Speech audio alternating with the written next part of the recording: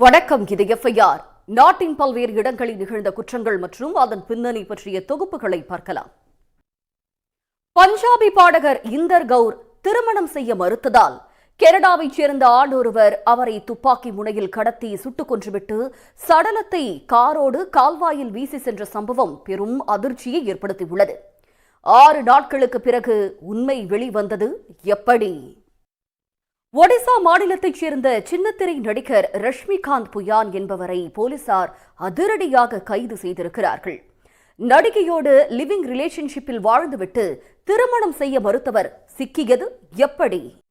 Kerala model அழகிகளுக்கு நல்ல சம்பளத்தில் வேலை தருவதாக கூறி துபாய்க்கு கடத்திச் சென்று கட்டாயப்படுத்தி மிரட்டி பாலியல் தொழில் தள்ளிய கும்பலை போலீசார் கைது செய்திருக்கிறார்கள்.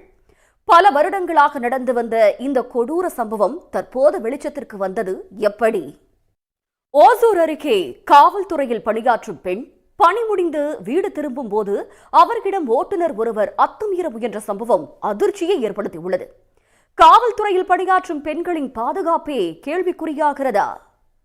விழுப்புரம் அருகே 300 ஆண்டு பழமையான கோவில் கோபுரத்தில் இருந்த 8 கலசங்களை உடைத்து திருடப்பட்டிருக்கிறது. இன்று திருவிழா நடைபெறும் நிலையில் கலசம் திருடு போனது பக்தர்களை அதிர்ச்சியடைய வைத்துள்ளது. கலச திருட்டு கும்பல் சிக்குமா? இத்துடன் எஃப்ஐஆர் நிறைவு பெறுகிறது.